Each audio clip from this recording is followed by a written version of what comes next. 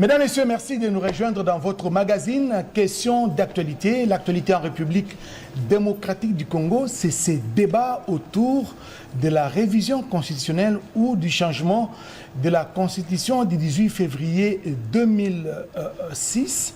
Et pour en parler, nous avons invité pour vous un homme à ne plus présenter.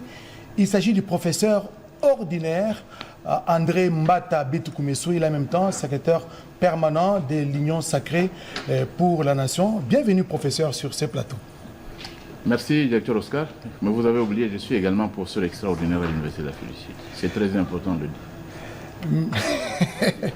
Merci beaucoup, professeur. Vous êtes professeur extraordinaire. C'est une terminologie pour les universités anglo-saxonnes, notamment celle de l'Afrique du Sud. Professeur, ça fait débat dans les salons UP de Kinshasa, même en dehors des frontières nationales. Faut-il, oui ou non, réviser la Constitution du 18 février 2006 ou faut-il carrément changer cette Constitution? D'après vous, quelles en sont les motivations?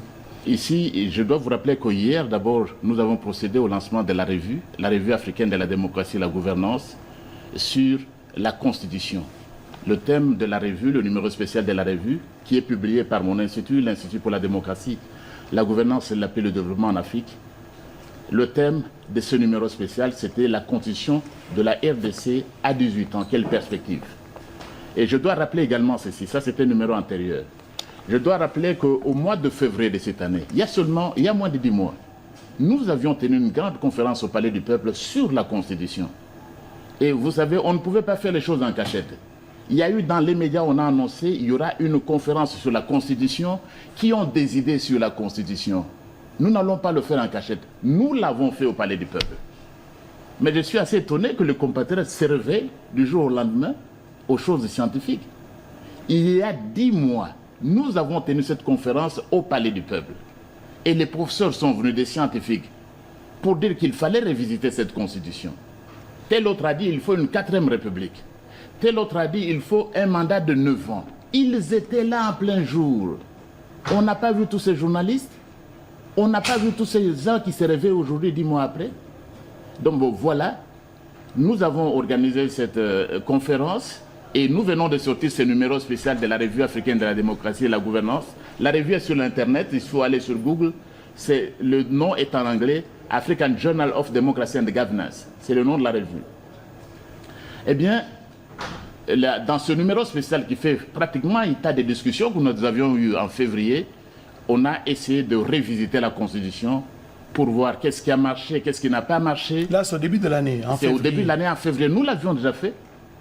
Nous l'avons fait avant que n'importe quel politicien. Et ça n'avait pas fait beaucoup de bruit, hein, parce qu'en février. Non, les gens ne suivaient pas, c'était en public. C'est ça ce qui étonne. On nous a dit, c'était au Palais du Peuple. Des scientifiques sont venus pour dire qu'il faut un mandat de 10 ans, de 9 ans. Qu'il faut changer, qu'il faut retourner. Je peux vous citer quelques noms. Allez-y, parce que vous avez dit des scientifiques. Bon, notre aîné, par exemple, je cite quelques-uns. Et je cite quelques-uns, le professeur Ndaïwel. Le prof Ndaïwel, qui est l'un de nos éminents historiens, il n'y en a pas 5 au Congo quand même. Il est venu dire que nous pouvions retourner à la constitution de la conférence nationale souveraine. Il a dit publiquement. Et comme scientifique, on ne peut pas lui renier. Le professeur Bongeli. Le professeur Bengoli, pour ceux qui le savent, il a été vice-premier ministre, il a été ministre d'État, il a dirigé même votre ministère. Le ministère de la Communication et médias. Mais Bongeli, c'est l'un des plus grands sociologues que nous avons dans ce pays. Lui, il a critiqué cette constitution. Il a dit de la révision il a dit que c'était une constitution de sous-développement. Il le disait, quand on l'adoptait lui-même, le professeur Bongeli, il était député national. Il a dit pour lui c'était une constitution, même si on a eu des rédacteurs des Congolais, mais l'esprit venait de l'Occident. L'esprit venait de l'Europe. C'est le professeur Bongeli qui l'a dit, on peut le lire. Et il a dit que même les nôtres qui ont dit qu'ils étaient rédacteurs, voilà les termes qu'il utilisait le professeur Bongeli, que je salue en passant, qui a raté la conférence d'hier, que vous nous reverrez sûrement avec lui sur votre plateau. Mais il a dit que même si on a été rédacteur, mais le concepteur c'était un autre. Et je crois dans son article, le professeur Bongeli revient également sur la thèse de l'un de nos jeunes collègues, professeur, c'est Francis Kalumbo, qui a fait une thèse à l'UPN. Il revient également sur le procédé de rédaction, lui qui trouvait que l'idée est partie de Liège et que Liège c'est une université avec une idéologie colonialiste. On n'entre pas dans ces débats-là. Ce sont des universitaires qui l'ont dit. Il y a combien de sociologues plus outillés que les autres? Et là, donc voilà, il y a eu le professeur Mabaka, oui. La 4e République. Il y en a d'autres qui pensaient qu'on ne devait pas réviser, qu'on ne devait pas changer. C'était un débat scientifique. Cela s'est fait il y a 10 mois. Donc aujourd'hui, ce sont même des universitaires qui ont dit que c'était une constitution des belligérants. Et si vous entendez les gens qui s'en prennent à certains leaders politiques, d'autres qui essaient d'importuner le président de la République, mais ils ne comprennent pas que des professeurs d'université eux-mêmes l'avaient dit. Le professeur Bogué, s'il faut revenir à son article, les gens liront. Il a dit: j'étais au Parlement. Je n'ai même jamais vu ce projet-là. L'autre sociologue, Yumen Koko, il a étudié sur le mot en bas le temps, il a étudié ce qui s'est passé au mois du temps de la conférence. Il dit: mais on ne comprenait rien, on a adopté. Donc je ne veux pas là-dedans. Ça, c'est autre chose. Mais des universitaires et des grandes renommées, c'est que tout ce que nous avons de meilleurs se sont prononcés sur la question. Et le professeur Ndoli était là. Le professeur Ndoli. Jacques Ndoli, c'est l'un des grands constitutionnalistes de ce pays que tout le monde connaît. Il a dit qu'il faut une lecture ou une réécriture de cette constitution. Alors faut-il réviser ou changer carrément cette constitution du 18 février 2006? Vous allez un peu vite. Voilà. Je vais utiliser 3 articles pour cette émission, pour que les gens comprennent. 1. La constitution est révisable. L'article 218. Elle prévoit elle-même les mécanismes de sa révision. Qui peut initier une révision constitutionnelle dans notre pays? L'article 218. 1. Le président de la République. 2. Le gouvernement après en avoir délibéré en Conseil des ministres.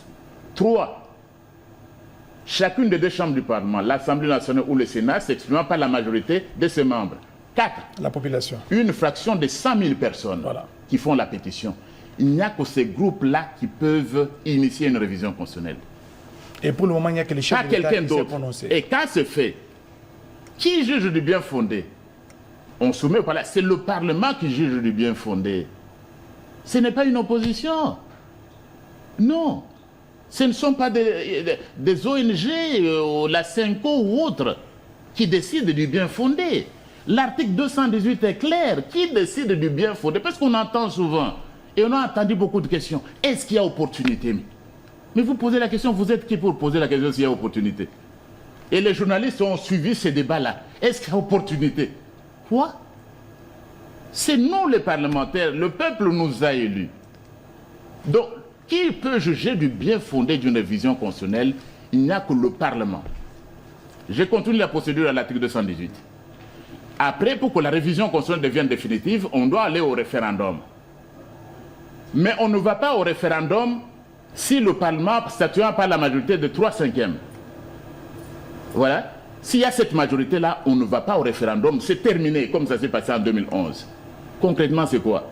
On peut réviser au Parlement sans passer par le peuple. Pour réviser la Constitution, c'est comme on a fait en 2011. La Constitution que le peuple avait adoptée nous permet de réviser sans nous référer à une ONG. Si les quorums requis est atteint, c'est terminé. On n'a pas besoin de référendum. Non, il n'y a pas besoin de référendum. Et le bien fondé, ne continuez pas à poser des questions dans les médias. Mais est-ce qu'il y a opportunité? Est-ce qu'il y a opportunité? Je vous dis que c'est le Parlement seul qui juge du bien fondé. Ce n'est pas une église. Bon, voilà. Ça, c'est donc la Constitution est révisable et cela était et le prévoit elle-même. Les prévoit l'article 218, je vais lire. Oui, vous pouvez lire. Pour ceux qui nous suivent, l'initiative de la révision constitutionnelle appartient concurremment 1. au président de la République, 2. au gouvernement après délibération en Conseil de ministres, 3.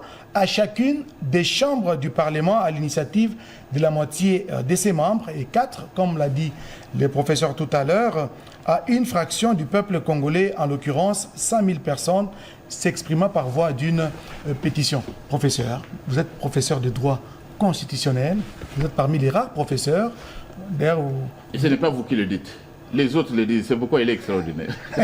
Donc je ne veux pas avoir mes titres sur le plateau. Merci professeur pour la modestie et l'humilité. Mais je voudrais savoir, vous optez pour la révision ou les changements? On va progressivement, c'est un débat très attendu. Je sais qu'on attend le match, mais il faut que notre peuple comprenne En Afrique du Sud, on vous écoute, monsieur le directeur, et je vous félicite. En ce moment, on vous suit à Dakar. Et à Dakar, on connaît le professeur André Mbata quand il s'exprime sur les questions de droit constitutionnel. On vous suit à Niamey, en ce moment. Au Niger. On vous suit à Cotonou. Au Bénin. En ce moment précis, donc allons méthodiquement pour qu'au niveau même continental, on suive. Vous ne l'avez pas dit. Le professeur André Mbata est membre du réseau des constitutionnalistes africains. C'est-à-dire les constitutionnalistes suivent. Les juristes suivent. Donc c'est pourquoi j'ai demandé un peu ce temps-là. Voilà, nous avons fini pour la révision. La Constitution de la RDC du 18 février 2006, elle est révisable. Il n'y a pas que de contestation. Il n'y a pas d'autres questions à poser sur l'opportunité. On doit d'abord manger. Non. Le texte a bien prévu clairement. Ce texte est révisable. Allons à la prochaine question.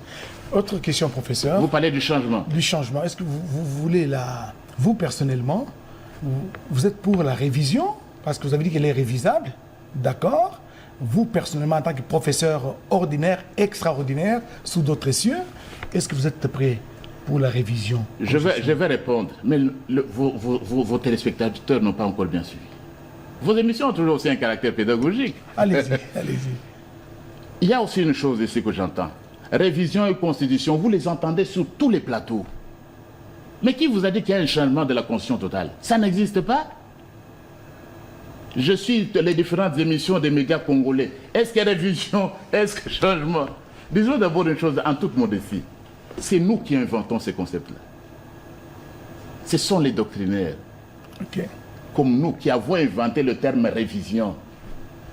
Ça ne vient pas de politique. Ça ne vient pas de TikTok. C'est à dessein justement que vous l'avez fait. Non, c'est nous les doctrinaires qui inventons ces concepts-là. Je vous dis, le changement d'une constitution totale n'existe pas. Qu'on apprenne à poser les questions autrement. Parce qu'une constitution reprend toujours certaines dispositions des constitutions antérieures. Le droit à la vie, nous n'allons jamais le supprimer. Vous allez le retrouver. Tout ce chapitre sur le droit humain, la liberté d'expression, qui est si cher aux journalistes et que j'aime bien, il va toujours rester là, dans toutes les constitutions du monde. Donc il y a le changement, comme vous l'entendez là, il n'existe pas. Il faut tout relativiser. Et d'ailleurs, en Suisse, on ne parle pas du changement, on dit que la révision peut être totale. La révision peut être totale. Donc ils inventent les concepts. Donc vous avez devant vous un constitutionnaliste, c'est nous qui inventons ces concepts-là. Et nous pouvons également les changer avec l'évolution. Et bien, il est important que les journalistes, que les médias, que les hommes politiques, les hommes religieux apprennent à se ressourcer auprès des constitutionnalistes. Je l'ai souvent dit. Soyons modestes, moi-même je voudrais l'être, je le suis. Tout le monde n'est pas constitutionnaliste, mon Dieu. Tout juriste n'est pas constitutionnaliste, bon sang. Ah, professeur. Non, disons clairement. Ça, c'est très bien. Il faut qu'on se confie. Cette nation a des grands constitutionnalistes. Cette nation qui est la nôtre, il a des grands constitutionnalistes. Et je l'ai souvent dit.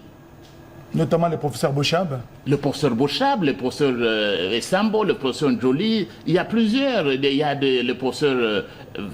La faculté de droit est pleine, je ne voudrais pas les citer tous pour ne pas faire des jaloux. Mais c'est plein à la faculté de droit de l'UNIKIL. Il y a même une association congolaise de droit constitutionnel. Justement, professeur. En dehors de la faculté de Kinshasa, il y a par-ci, par-là aussi des constitutionnalistes. Mais par contre, vous avez également des partis politiques où il n'y a aucun constitutionnaliste de renom. Vous avez des ONG pour lesquelles, quand vous nous invitez au débat, on ne vient pas. Il y a des partis politiques qui n'ont pas de constitutionnalistes de renom. Mais qui sont en train de débattre sur la Constitution. Mais vous allez débattre avec des gens qui ne connaissent pas. Il faut avoir un certain niveau. Déjà, je vous dis en termes de concepts, la révision c'est quoi? Quand nous venons devant vos médias, c'est toujours, allez n'importe quelle révision ou changement, je me dis, bon ça. Posez d'abord qu'on vous dise en quoi ça consiste. Et si on parle de révision totale... Écoutez comment les choses deviennent compliquées. Parce qu'on va arriver à l'article 220. Quand est-ce qu'on passe d'une république à une autre? Quel article il faut changer pour que vous commenciez à parler d'une nouvelle république? Vous le savez? On va parler à l'article... Écoutez, on va arriver à l'article 220. Laissez-moi d'abord cheminer bien avec ces débats, parce que cette constitution, l'actuelle, de 2006, a régenté l'action publique. Ça fait pratiquement 18 ans parce qu'en 2026, il aurait totalisé 20 ans, 18 ans jour pour jour, et on lui taxe qu'elle freine le développement du pays. En quoi faisant? Je vais vous dire une chose. On le taxe, on sait qui. L'opinion. Et quelle opinion? Je veux dire, il faut être précis. Ou une certaine opinion, vous savez bien dire les choses. Hein? Je dois dire ceci. Cette constitution a été adoptée, adoptée par référendum du 18 au 19 décembre 2005, promulguée par le président Kabila le 18 février 2006. Le 12 mars, retenez bien, le 12 mars 2006, cette constitution n'avait pas encore fait 2 semaines. La CENCO, l'Église catholique, fait un communiqué intitulé « Lèvons-nous et bâtissons ». 12 semaines après, qu'est-ce qu'on lit dans ce communiqué-là? L'Église catholique, il pense que vraiment il y a des tâches prioritaires que le nouveau Parlement, auxquelles le nouveau Parlement doit se consacrer. C'est amender la Constitution. Il dit que ces tâches-là, ces compléments-là, ces amendements-là sont non seulement prioritaires, je reprends les mots, vitaux pour le développement économique et politique de la nation. Donc ils estimaient que qu'est-ce qui était vital? C'était les amendements. Donc ne tombez pas dans le piège des gens qui ne comprennent pas grand-chose à la Constitution. Mais la même Église aujourd'hui, la CENCO, bat en brèche toute idée de révision de la Constitution. Nous avons suivi certains clergés, membres du clergé de l'Église catholique, dire non, c'est une pente dangereuse pour répondre. Mais posez-leur la question, où est votre déclaration du 18? Je donne les dates. Hein. 12 mars 2006, ils disent que la révision, c'est prioritaire. Ce n'est pas le social. Quand ils disent en 2006, l'enfant n'avait même pas encore marché. Ils disent que c'est vital. Hein? Le vital, ce n'était pas le ventre du Congolais, le social dont on parle aujourd'hui. Ils disent changer, c'était vital pour la nation. La même. Alors ici, il faut dire ceci, je ne veux pas trop m'apaisantir là-dessus. C'est que l'Église n'est pas mieux outillée dans ce domaine. Ils sont mieux outillés peut-être dans le domaine de la morale. Vous n'allez pas me dire qu'il n'y a pas de constitutionnalistes à l'Église. Non, mais il n'y en a pas. Bien formés. Hein? Tout le monde n'est pas moraliste. Il y a quelques-uns, ils ont fait ce qu'on appelle le droit canon. Le droit canon. Ceux-là ont étudié le droit. Mais ce ne sont pas tous ceux qui passent pour l'éthique, non. Je dois vous dire, directeur, on doit être vraiment humble dans ce pays. Mais l'Église n'a pas ces compétences-là. Il y a combien de constitutionnalistes là-bas? Il y a quelques abbés, évidemment, il n'y en a pas. Et ici, on ne change pas quoi. Je l'ai dit hier à la conférence. Nous sommes le dimanche. C'est aujourd'hui, c'est le 40e, c'est le 8. On vient de l'église. On a changé la prière de notre Père. C'est la prière la plus universelle parce que nous l'avons reçue du Seigneur. Notre Père qui est aux cieux, que ton nom soit sanctifié. On l'a changé il y a moins de 10 ans. Ce n'est plus. Il y a des éléments nouveaux. Mais comment vous récitez la prière sans la connaître, sans savoir qu'on l'a changé? Moi, j'ai l'ancienne version. Ah, vous avez l'ancienne? Oui. Moi, j'ai l'ancienne version de notre Père. Alors pourquoi vous ne leur posez pas les questions? On disait ne nous soumet pas à la tentation. Ils ont changé. Ils ne nous laissent pas entrer dans la tentation. Mais mon cher ami, posez-vous la question. Tous ces cardinaux-là, ces papes-là du Moyen-Âge, tous ces papes-là de l'Antiquité, du Moyen-Âge, des temps modernes, de l'époque contemporaine, ils sont allés tous en enfer. Même ceux qu'on a béatifiés, parce qu'ils disaient mal la prière de notre Père. Non. Et quand on a changé la prière de notre Père, on a consulté quel chrétien? Vous avez vu quel prélat pour expliquer nous avons changé le Notre Père? Qui vous a donné le pouvoir? Donc tout le monde est parti en affaire. Le droit canon lui-même, le droit canon a été changé. Je crois peut-être que vous êtes plus jeune, mais pour ceux qui ont mon âge, et bon, les anciens séminaristes le savent. Mais le prêtre ne disait pas la messe, il ne regardait pas les fidèles. Il regardait l'autel. Mais on a tout changé. On ne pouvait pas danser à l'église. Mais maintenant, l'église, c'est devenu un bel endroit pour exhiber la danse et toutes sortes de danses mondaines. On profite, on peut danser à l'église. Ça n'existait pas. Le Concile Vatican II, dans les années 63, on a changé beaucoup de choses. On a demandé la autant qu'il y a eu des changements au niveau du droit canon à l'église, on peut aussi changer. Je peux vous citer plusieurs canons. C'est ça votre argumentaire. C'est pour vous dire quoi? Si la Bible est changeable, le livre sacré, ils l'ont changé, que devient la Constitution? N'est-ce pas la Bible, le livre sacré? Ils l'ont changé sans considérer quoi? La Constitution peut être changée. Je dis mieux, elle peut être modifiée. Elle peut être modifiée, on va arriver à l'article 220. Il n'y a pas de constitution éternelle. Avant de terminer l'émission, je vais vous donner quatre sources pour revenir sur cette question-là. La Constitution peut être amendée, elle est révisable, elle peut faire l'objet de modifications beaucoup plus substantielles. Et il n'y a pas un problème pour cela. Il n'y a pas question de s'élever pour commencer à contester. Non. Donc je respecte beaucoup les ONG. Moi-même j'ai une ONG. Moi-même j'ai une ONG. Et qui est assez puissante, qui a joué un grand rôle dans l'événement du régime que nous avons aujourd'hui.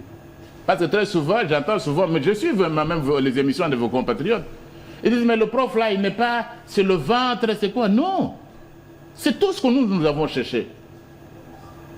Évidemment, moi j'ai combattu Kabila. J'ai dirigé la transition sans Kabila. Vous avez combattu Kabila, mais il y a une de vos vidéos qui circule dans les réseaux, oui, dans laquelle vous appréciez la Constitution de 2006 comme étant la meilleure des constitutions. Mais j'ai dit que le français est facile, que les gens retournent à l'école. Le meilleur là, c'est le comparatif. J'ai dit comparer cette constitution que je tiens dans mes mains.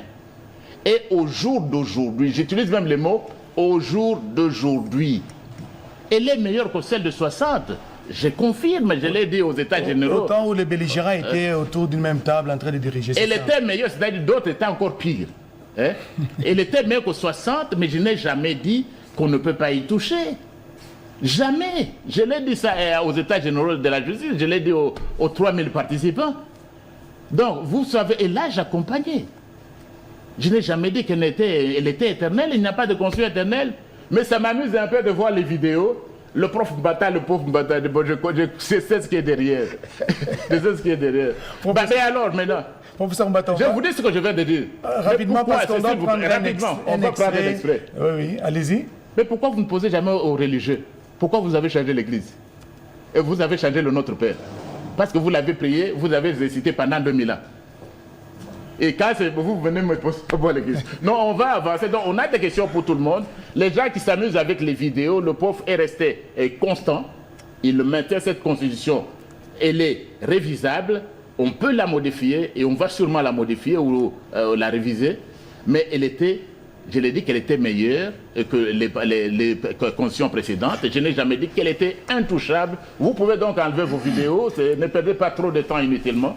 Et ce sont des choses qui s'écrivent. Et quand le prof Mbata parle de choses, il écrit. S'il vous plaît, le prof, les scientifiques ne discutent pas avec les gens qui sont sur le TikTok. Les constitutionnalistes de TikTok, de Facebook, des réseaux sociaux, ils savent que les universitaires, ils écrivent. Ils ne viennent pas sur les réseaux sociaux. Et ça, ce qui est dit, cette constitution, elle est révisable, on peut la modifier. Et l'allure où je vois les choses, et sera très sûrement modifiée. Merci, professeur. Mon point de vue, je vous le donnerai. C'est votre point de vue et vous continuez à vous donner toujours vos points de vue sur cette constitution. Ce que j'apprécie chez vous, vous avez levé un pan du voile. Donc, il faut mettre la croix sur les concepts changement. Bon, il faut revenir à l'université. Il faut qu'on vous briefe. Hein? À ce moment-là, quand vous rentrez dans vos ONG qui sont de différentes sortes, comme ça, vous savez utiliser les concepts. Nous allons prendre un extrait de l'adresse du président de la République. Vous le savez, le chef de l'État Félix Antoine Tshisekedi Tshilombo a entamé son itinérance, une tournée à travers les provinces. Il a commencé par la province de la Chopo. C'est là qu'il a lancé l'idée, la réflexion sur la révision constitutionnelle après la province de la Chopo. Il s'est rendu dans l'espace Grand Katanga et à la grande place de la Poste, qu'on appelle la place Moïse Tshombe, Félix Antoine Tshisekedi Tshilombo a fait ce que moi je considère comme étant une sorte d'interpellation par rapport aux hommes de Dieu qui devraient plus contribuer à l'unité, à la cohésion nationale que de se verser dans des discours parfois qui mettent mal à l'aise l'unité du pays. Nous allons suivre cet extrait et puis on revient après. Permettez-moi de dénoncer la manipulation et le danger de certains discours qui sont même prononcés par des personnes qui normalement devraient être au milieu du village. Je suis très inquiet quand j'entends des ministres de Dieu sortir des énormités pour dire que les Congolaises et les Congolais n'ont pas le droit de réfléchir sur le bien fondé de leur constitution. Quel est ce peuple qui n'a pas le droit de se remettre à un moment donné de sa vie en question et de redéfinir ses orientations? Ce que j'ai dit à Kisangani n'avait absolument aucun lien avec un quelconque troisième mandat. Mais vous avez entendu que cette fameuse opposition qui n'a rien à proposer, qui avait mordu la poussière très sérieusement lors des dernières élections, cette fameuse opposition cherche à manipuler la population en disant non au troisième mandat. Qui leur a parlé de troisième mandat? Professeur Mbata, vous avez suivi l'extrait du chef de l'État à Lubumbashi, à la grande place de la Poste. Il appelle les hommes de Dieu à utiliser des discours qui puissent unir le peuple. Ah mais le chef avait tout à fait raison, le chef de l'État. Et je crois que c'était un discours, il est dans son rôle. Il a interpellé, vous savez, il a été élu avec plus de 70% de voix. C'est sans précédent dans l'histoire quand l'élection s'organise à un tour. Mais qui êtes-vous, monsieur le journaliste, pour interdire à le représentant, le garant de la nation, et lui-même l'a dit, de penser? Qui êtes-vous? Qui peut m'interdire, moi, les garants de la nation? On sait que vous avez des robes, mais qui vous a donné cette robe-là pour interpeller le garant de la nation? Non, quand même. C'est lui que les gens ont élu, c'est lui qui apprécie. Et il a bien dit, l'Église doit être dans son rôle. Je ne veux pas aller jusqu'à parler des politiciens de robe, c'est sûr qu'il y en a, je n'entre pas dans ces politiciens de robe, ça veut dire quoi? Ah bah comment? J'ai suivi l'émission une émission il n'y a pas longtemps. C'est-à-dire ceux qui sont dans les églises qui font de la politique. Vous voulez faire allusion à Jean-Pierre Bemba? Bon, s'il a dit, c'est public. Vous pouvez lui contredire, vous pouvez contester, envoyer des répliques. Et l'Église a réagi justement par rapport à ça. Oui, elle a réagi quoi? Ils font la politique. Combien de fois vous entendez souvent parler des versets bibliques? Non, l'Église doit être dans son rôle. Nous voulons voir cette Église-là qui fait des miracles. Où est ce Dieu-là qui est le même, hier, aujourd'hui, éternellement, qui peut changer la face du monde? Où est ce Dieu-là que nous prions? C'est ça le rôle de l'Église. Où est ce Dieu-là qui guérit, qui a la puissance, même quand nous avons la guerre, qui sait commander la guerre, prend fin? Où sont... C'est quelle Église? Et puis il est dans son rôle. Vous avez vu un autre, il va au Rwanda. Alors qu'ici, il se donne, il est courageux. Il croit que le président, c'est son ami. Il n'a même pas un mot à dire contre ce tyran de Paul Kagame. Au contraire, c'est lui que vous entendez monter sur tous les altars, tous les hôtels pour crier oh, le pays est malade, le pays est en banqueroute. Il va chez un dirigeant qui a été élu avec 99,8% et qui agresse les Congolais, qui tue les Congolais, et pour le louer. Non. Et c'est là, il n'y a pas de mission prophétique, on va arriver là.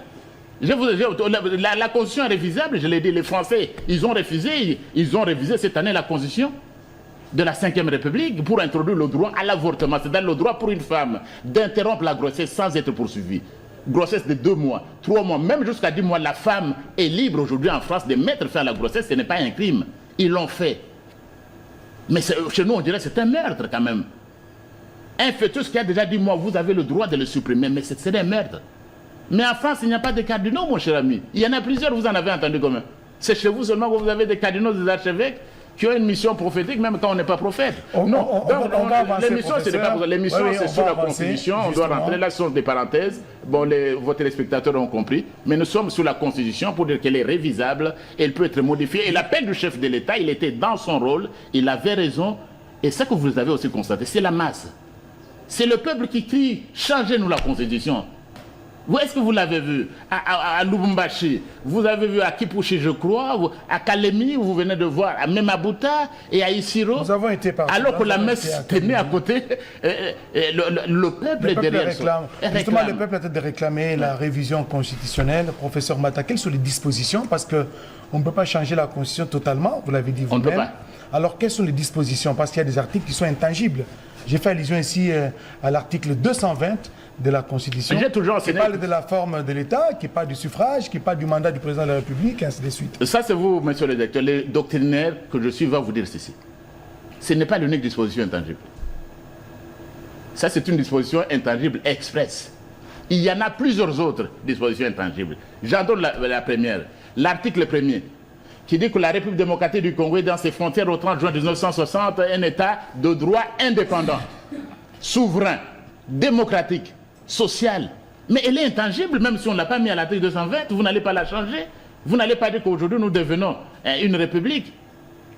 Bon, ou même alors, ça dépend d'un pays. Mais dans l'état actuel des choses, nous allons parler tout à l'heure sur des dispositions intangibles. Maintenant, pour revenir à votre question, le chef de l'État, c'est le premier des démocrates. Et vous comprenez, il vient de l'UDPS aussi, où vous avez le patriarche Étienne Tshisekedi qui s'est battu vraiment, qui a sacrifié sa vie pour la démocratie dans ce pays. Et là, vous avez le fils, le premier des démocrates. Il ne vous dit pas c'est moi qui vais toucher à la Constitution. Il vous dit je vais mettre en place une commission qui va réfléchir. Quelle élégance! Si c'était du temps de l'autre président que vous connaissez. Mais est-ce qu'en 2011, il y avait une commission? Non. Lui vous dit je vais appeler nos scientifiques. Voilà un président qui honore même les scientifiques que nous sommes. Il va appeler les scientifiques et ils vont nous faire des propositions. C'est ce que dit le président Félix Antoine Tshisekedi Tshilombo. Alors vous nous posez des questions. Quelles dispositions vous partez? Mais vous voulez anticiper pourquoi? Mais prenez votre mal en conscience, en patience. Le président de la République a dit en début d'année prochaine, il met en place une commission de scientifiques, une commission pluridisciplinaire. Il y aura des sociologues, des juristes. Il y aura, c'est sûr que les mathématiciens, bon, il y aura même, s'ils sont prêts, les théologiens, les prêtres, s'ils veulent et ils viennent, il va mettre en place cette commission qui va faire des propositions. Donc, dans les médias, c'est aussi un appel aux différents médias que je vois en RDC. Ne passez pas le temps à poser des questions. Ce sont les mêmes questions que les journalistes posent. Révision au changement. Et après, quelle disposition vous voulez qu'on change? Non, attendez. Les professeurs d'université vont venir. Et à partir de ce débat que j'ai dit d'ailleurs d'hier, le débat est pris en charge. Ce débat sur la Constitution, le président de la République a eu l'idée, la fameuse idée de suggérer ce qu'il a suggéré. Il va mettre en place une commission qui va vous dire telle disposition peut être modifiée. Et l'opposition républicaine estime qu'il faut organiser un dialogue. Cette commission, ça sera de gens qui vont travailler pour proposer une constitution révisée, mais l'opposition républicaine estime qu'il faut un dialogue où toutes les couches sociales de la population représentée puissent statuer sur cette question. Monsieur le directeur, qu'est-ce que vous appelez opposition républicaine? Vous faites allusion à qui? Opposition républicaine. Vous faites allusion à ces amis du FCC qui ont fui les élections. Ils ont fait tellement de mal au peuple qu'ils ont refusé même de se présenter. Parce qu'ils savaient que le peuple allait les corriger, ils ont fui. Vous avez vu certains d'entre eux, lorsqu'ils disaient des déclarations, ils ont fui les élections. Ils ont fui de regarder le peuple. Vous faites allusion à cette opposition-là? Ou bien à l'opposition des églises et des cathédrales? Bon, ouais, soyez précis, vous voyez. On est scientifique, on est assez précis. Quand vous me posez des questions directes, j'y réponds d'une façon précise. On dit quoi? Il y a dialogue? Dialogue, c'est quoi? Il faut se mettre autour du même table. C'est quoi? Et parler des questions vitales de la nation. Vous qui? Opposition républicaine. Ça, c'est très intéressant. Une opposition en carton, vous n'arrivez même pas. La position des Facebook et des TikTok.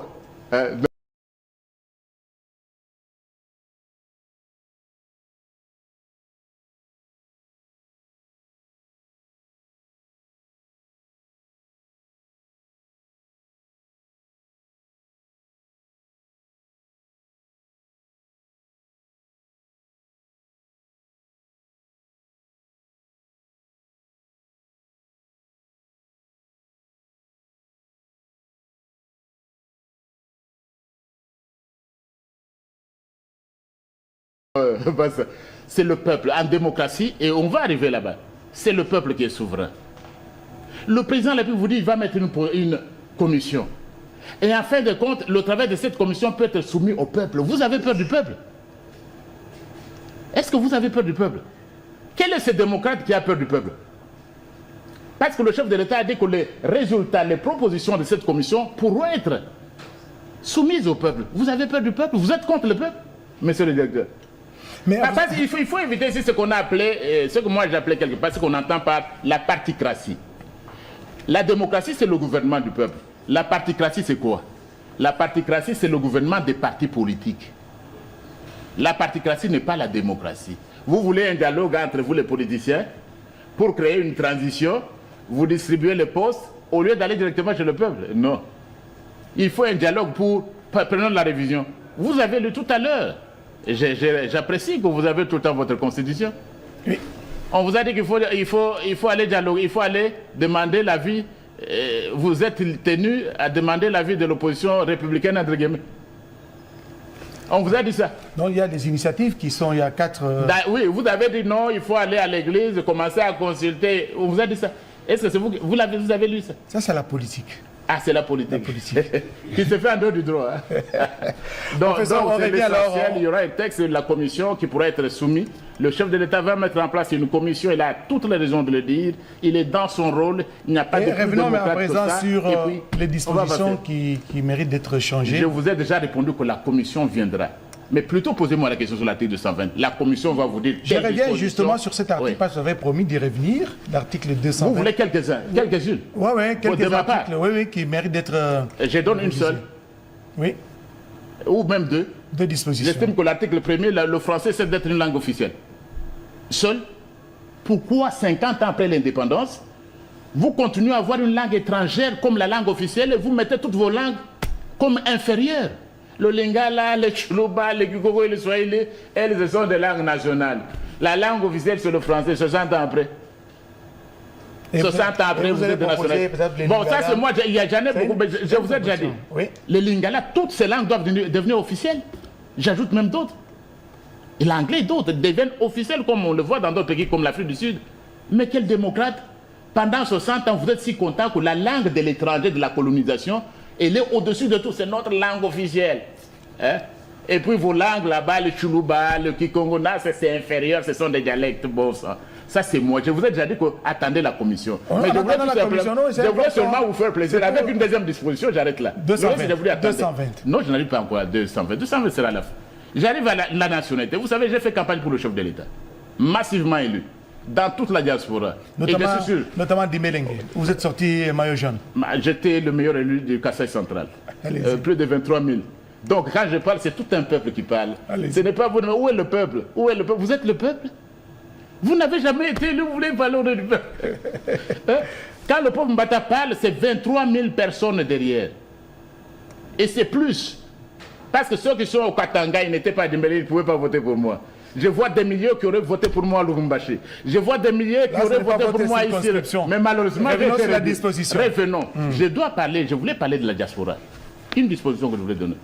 Quand on a fait campagne, nos compatriotes de la diaspora, ils ont insisté que les Congolais ne perdent pas sa nationalité d'origine. Nous allons être des Français, des Belges et nos enfants.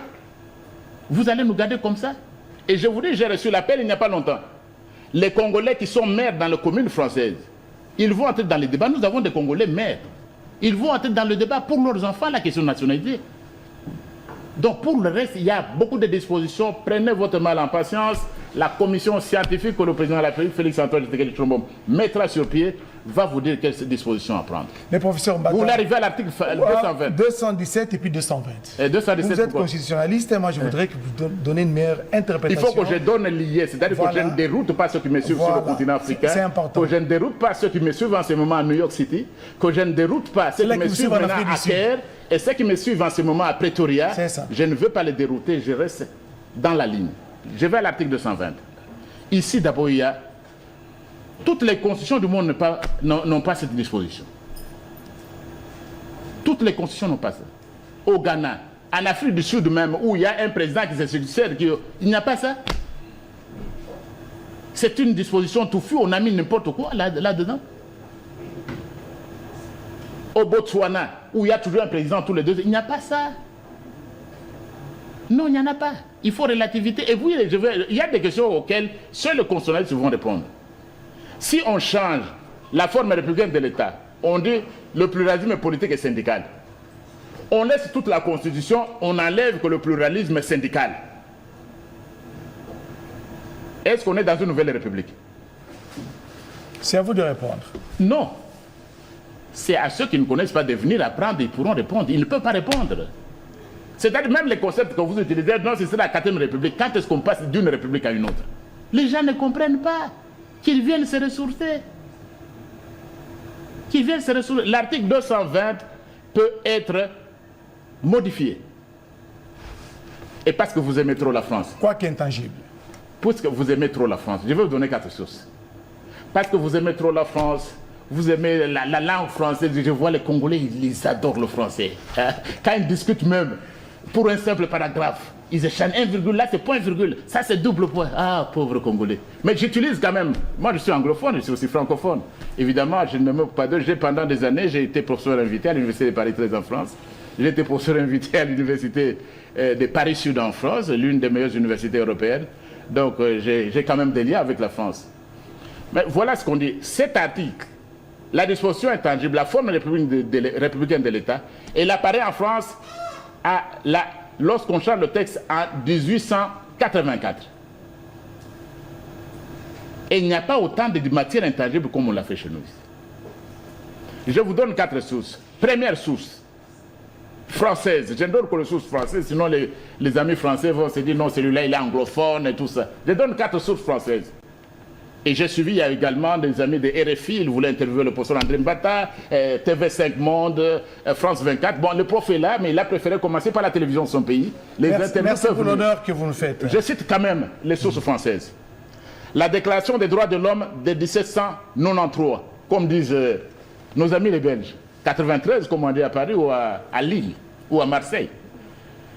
Un peuple a toujours le droit.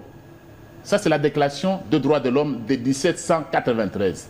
Un peuple a toujours le droit de revoir sa constitution, de la réformer et de la changer. Deuxième source française. Bon, vous voyez que j'aime bien la France quand même. Allez-y, professeur. Deuxième source française. Et ça, ce sont des scientifiques. Vous avez en France un professeur quand même de renom, le professeur Dimitri Lavrov. Il a beaucoup écrit le professeur Lavrov. Il vous dit la même chose. Que le peuple, même s'il y a des mesures d'auto-limitation, c'est ça, n'est-ce pas? Le peuple a toujours la possibilité de s'en débarrasser, de les modifier et de les supprimer. Encore un autre grand constitutionnaliste français, c'est Georges Vedel. J'aime Vedel. Et c'est généralement quand vous laissez le doyen Vedel. Là, les professeurs ont donné cours ici. Le doyen Vedel. Dans un auditoire. Le doyen Vedel vous dit la même chose qu'au nom de la souveraineté.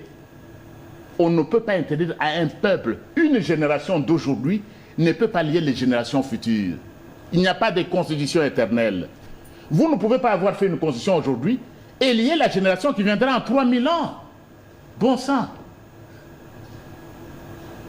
Mais la constitution de 2006 dont nous parlons ici, pour emprunter les termes du collègue américain d'origine japonaise, Francis Fukuyama, la fin de l'histoire. Francis, il a écrit The End of the History and the Last Man. Cette constitution n'est pas la fin de l'histoire du constitutionnalisme en Afrique. Ce n'est pas. J'ai donné Vedel. Vous n'avez pas de Vedel pourquoi je n'allais pas oublier René Poincaré. Et vous terminez par lui, parce qu'il y a beaucoup Non, je peux terminer par une source congolaise.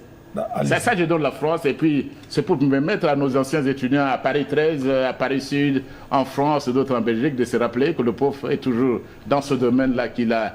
Il continue toujours à fouiller, à lire. Oui, René Poincaré va dans le même sens.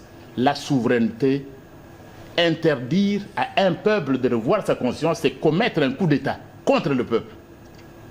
C'est un coup d'État contre le peuple, empêcher un peuple de penser. J'ai vu même certaines ONG ou l'Église catholique interdire aux fidèles de réfléchir, aux citoyens de réfléchir. Ça, c'est René Poincaré. Quelle est la source congolaise, chers amis? C'est l'article 5 de la Constitution. La souveraineté appartient au peuple qui l'exerce. Il l'exerce par comment? Le pouvoir appartient au peuple, il l'exerce indirectement par la voix de ses représentants, et j'en suis l'un d'eux. Et le premier d'entre les représentants du peuple, le premier d'entre les élus, le chef de l'État. Chez nous, c'est Félix Antoine Tshisekedi, président de la République, chef de l'État. On doit le lui reconnaître. Président de tous les Congolais, qu'on l'aime ou qu'on le haïsse. Qu'on soit de la majorité ou de l'opposition, c'est notre président. C'est le premier d'entre nous. Et la souveraineté s'exerce. Vous pouvez lire l'article 5. Je crois que vous avez bien lu l'article 218. J'aimerais que vous puissiez également lire l'article 5, en vertu de quoi le peuple peut revoir même les matières dites intangibles. Vous pouvez lire l'article 5. On va lire l'article 5. Parce qu'on a donné les sources françaises, on va dire finalement... La souveraineté nationale appartient au peuple. Tout pouvoir émane du peuple qui l'exerce directement par voie de référendum ou d'élection et indirectement par ses représentants. Aucune fraction du peuple ni aucun individu ne peut s'en attribuer l'exercice. La loi fixe les conditions d'organisation des élections et du référendum. Le suffrage est universel, égal et secret. Il est direct ou indirect. Voilà, aucune fraction du peuple. Quand vous parlez, s'il vous plaît, éminence, bishop, apôtre, pasteur, prophète, quand vous parlez chef d'un parti politique, dites c'est moi qui parle, ne parlez pas au nom du peuple. Mais moi, vous les politiciens, vous parlez au nom du peuple. Ce n'est pas n'importe quel politicien. Vous parlez à un député national. Je représente la nation. Donc, il y a des politiciens qui ne sont pas des élus. Je parle des élus. Le président est le premier à parler au nom du peuple. Et le pouvoir vient du peuple. Il ne vient pas d'une église. Merci, professeur. Le pouvoir ne vient pas d'un parti politique. Le pouvoir vient du peuple. Vous avez été élu. Donc le peuple a été élu. Le peuple, député national. On laisse le peuple qui va se prononcer sur cette matière. C'est prononcé même sur le nombre de mandats, par exemple. Même sur le nombre de mandats. Et là, disons un peu, quelle est la place du nombre de mandats? On cite les matières, non? Le suffrage universel. Nous sommes dans l'article 220. Nous sommes dans l'article 220. La forme représentative du gouvernement. Pourquoi perdre le temps sur les mandats? Je vous dis que dans tous les pays d'Afrique où on accepte le mandat, même en Afrique du Sud, prenez en Afrique du Sud. Mais Mandela avait droit à 2 ans, à 2 mandats. Lui-même a laissé le premier mandat.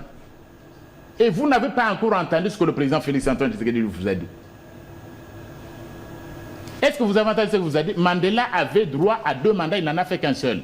Le Félix Antoine Tshisekedi est sur les principes. Et prenons aujourd'hui, et vous voyez, j'allais oublier, monsieur le directeur. Il a dit que c'est le peuple qui va décider. Le peuple va décider. S'il veut s'attacher, il a le droit. Je viens de vous citer 5 sources françaises. Il n'y a pas un seul Français, vous qui voulez m'interviewer de RFI. Vous qui voulez venir de TV5 Monde ou France 24. Il n'y a pas un seul Français ou un seul francophone qui va dénier les sources que j'ai données tout à l'heure, la Déclaration universelle des droits de l'homme, toutes ces références à Vedel, à Lavrov, à Poincaré et tout autre. Le peuple va décider. Mais voilà cette matière-là, ce qui énerve, c'est quoi? Le Rwanda, aujourd'hui, dit qu'il va s'opposer à tout changement de révision au Congo. S'il vous plaît. Ça, c'est une ingérence, c'est une ingérence. Non, tu disais les conséquences. Comment un patriote comme moi, le Rwanda, qui n'a pas d'élection, le Rwanda qui nous agresse, le gouvernement rwandais va s'opposer à toute révision à RDC.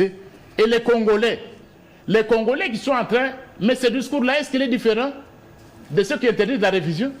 Est-ce que vous ne voyez pas un lien entre ce Rwanda et le Rwanda Paul Kagame va s'opposer. Il va utiliser tous les moyens. Professeur Mbata, revenons au Congo. Nous sommes en train de terminer cette émission. Mais j'ai une petite question à vous poser.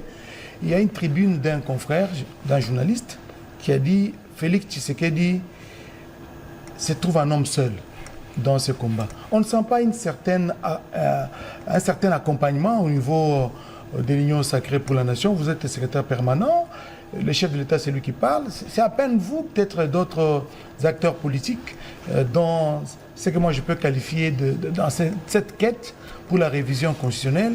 Il y a un mutisme total au niveau de l'Union sacrée. Même pas de réunion au niveau du présidium. Qu'est-ce qui se passe?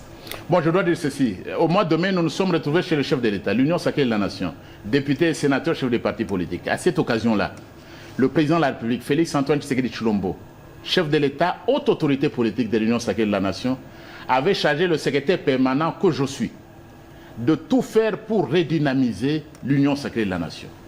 C'est ce que nous avons essayé de faire, c'est ce que nous sommes en train de faire. Nous avons maintenant un siège. Je vais faire le rapport dans les jours qui viennent à la haute autorité politique de l'Union sacrée de la nation.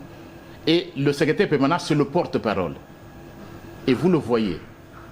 Donc l'Union sacrée prend maintenant les choses en charge. Le chef de l'État, Excellence, président de la République, haute autorité, vous n'êtes pas seul. L'Union sacrée de la nation est derrière vous. On l'a vu au Katanga.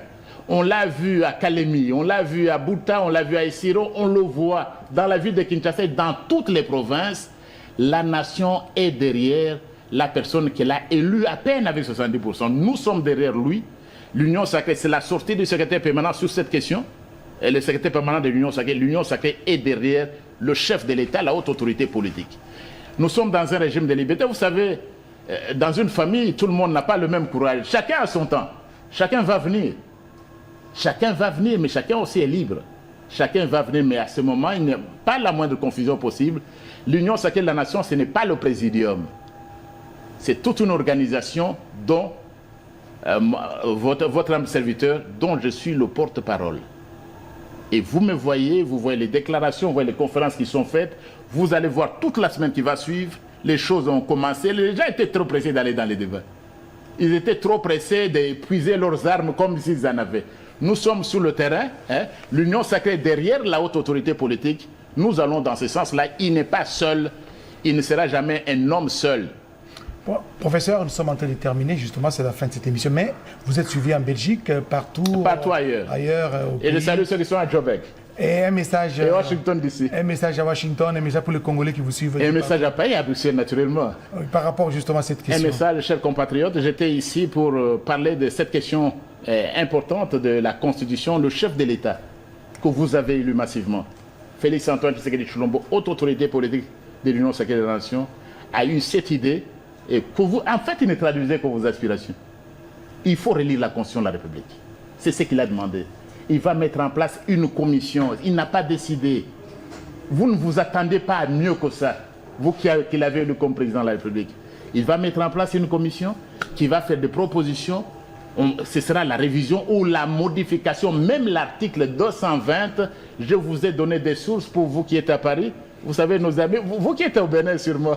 Je vois également ceux qui sont à Dakar, à l'université Cheikh Anta Diop, qui attendaient cette émission pour suivre, et bien aussi à l'université de Lomé. Et à Cocody également. Bon, le pauvre était là. Oui, en Côte d'Ivoire. Et à Cocody, oui, j'ai cité Cocody. Voilà. Donc, cette constitution, la nôtre, elle est révisable. C'est l'article 218. Allez sur Google. Cette constitution, même les dispositions intangibles qui ne sont pas universelles, vous savez que dans tous vos pays là que je viens de citer, ça n'existe pas toujours, mais on respecte. Ici, il y a l'article 220 qui peut être révisé et qui peut être modifié, s'il vous plaît, mais le peuple peut le faire, il en a le pouvoir. J'ai cité des sources que vous connaissez bien quand je vous donnais cours des travaux de séminaire là-bas. La Déclaration française des droits de l'homme. Le peuple a toujours le droit de changer. On ne peut pas le lui interdire. J'ai cité les grands que vous connaissez là, Lavrov, Vedel, Poincaré. Et la dernière source, c'était la Constitution congolaise elle-même. C'est la souveraineté nationale. Personne ne peut interdire un peuple l'article 5. Le peuple est souverain, ce peuple est souverain. Il va suivre son chef de l'État. Je suis revenu en fait afin de construire l'Union sacrée de la nation, dont je suis le secrétaire permanent. Cette Union sacrée est derrière la haute autorité politique, son Excellence Félix Antoine Tshisekedi Tshilombo. Même s'il n'y a pas de réunion aujourd'hui, il n'est pas un homme. Les réunions se tiennent et il ne doit pas venir se tenir sur le plateau de la RTNC. Et puis vous êtes média indépendant. Nous respectons votre indépendance. Sinon j'aurais des réunions, mais nous disons la RTNC et donne la voix et à l'opposition. Et il n'y a que nous qui avons pu le faire. Il a fallu attendre Félix Antoine Tshisekedi Tshilombo pour voir même les opposants, ils viennent ici, ils parlent. Et cette liberté de la presse dont vous jugez, et qui fait actuellement la fierté de la RTNC, je salue la direction, je salue votre programme, tous ces journalistes engagés dans la dynamique. Quand vous avez posé des questions, vous n'êtes pas poursuivis demain parce que vous avez posé des questions. D'ailleurs, il n'y a pas de questions trop difficiles pour les professeurs des universités. Vous n'avez pas suivi parce que vous avez pris une mauvaise image, madame. Nous étions là. Donc, Félix Antoine Tshisekedi Tshilombo, président de la République démocratique du Congo, a initié, il a eu cette idée-là. Il va mettre en place une commission. Je suis certainement persuadé que le peuple va suivre son chef. Merci beaucoup, professeur extraordinaire André Mbata. Extraordinaire, c'est l'appellation, la terminologie des pays anglo-saxons. Ce n'est pas seulement la terminologie. Extraordinaire, c'est-à-dire qu'il a formé plus de 20 professeurs. En thèse. En thèse. Il a dirigé plus de 20 thèses doctorales. Mais ici à Kinshasa, au Congo... À Kinshasa, j'en ai en tout cas plus de 3. D'accord. Professeur alors ordinaire chez nous. Voilà, merci mesdames, messieurs, ça en est fini pour aujourd'hui. Je pense que nous allons retrouver le professeur Mbata dans d'autres tribunes parce que c'est parmi les rares constitutionnalistes dont la République démocratique du Congo dispose. Merci professeur d'être venu et de donner votre éclairage. Merci beaucoup, merci à la RTNC. Merci à vous tous qui nous avez suivis et à la prochaine.